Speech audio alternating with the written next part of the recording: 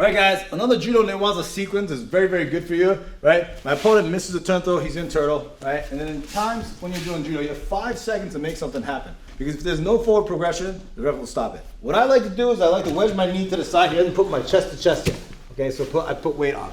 From this position, if I'm looking for a choke or an arm bar, he's not gonna let me get this. He's gonna protect his neck. If I thread down for the collar choke, look, he's gonna grab my hand.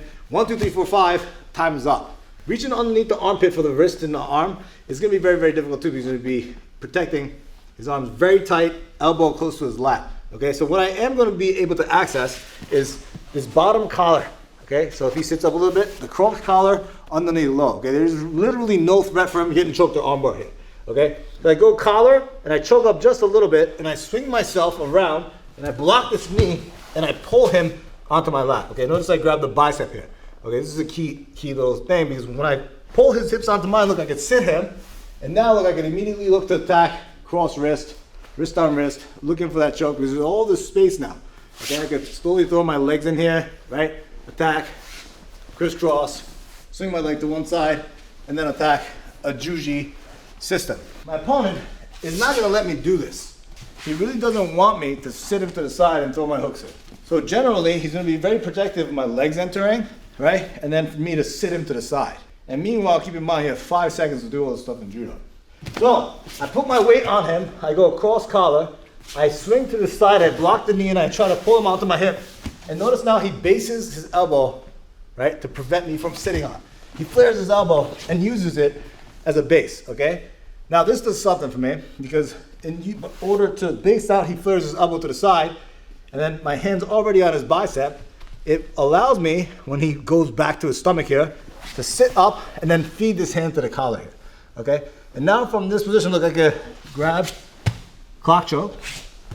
And once I have a bite on this collar, even if he starts pulling on my hand here, right? Now that I have the collar, I can bring myself up, thread the leg through this hole, and go onto my British strength here. Okay, I roll, I throw the leg over the shoulder, crisscross, I anchor myself to this leg, and I extend and choke it, okay? So this is very, very classic. Sit down, cross collar, bow and arrow choke. The third iteration of this, and these things can be done interchangeably, I try to sit in here, right? He goes, and as I'm looking for this cross collar choke, okay, I thread this arm over. As I do so, look, I throw my leg over the top here, and I bring my forehead to the floor, okay? Now I have a little bit of a control position with my clamping of the legs. And from here, I thread this arm through, I bring my knee to the head. Now from here, look, I tighten, I reach for the far pant leg, and I pull my opponent on top of my leg. See how he's resting on top of my leg? I use my pinky on the floor of my foot, I pivot, and I thread this leg over, and then I sit in here, okay? Now from here, I go into my juji sequence, where I'm trying to finish that juji. But also in this position, I have 5 seconds to finish here. 1, 2, 3, 4, 5. Referee might stop me. So look, I reach over, I pull the leg to me, I unhook, I sit him up for osai-kome.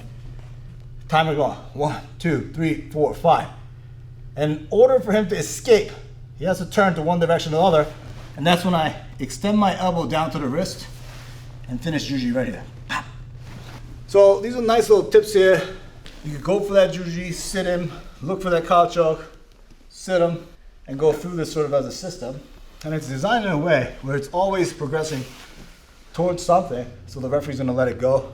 Yeah, these are all really common competition circuit too. A lot of people have their few Newaza techniques, their own system, and they drill it over and over because there's such limited time in Newaza. So just having that muscle memory to just hammer away at it as soon as somebody goes down. Yes, thank you. Yeah, that was a little bit better, I think.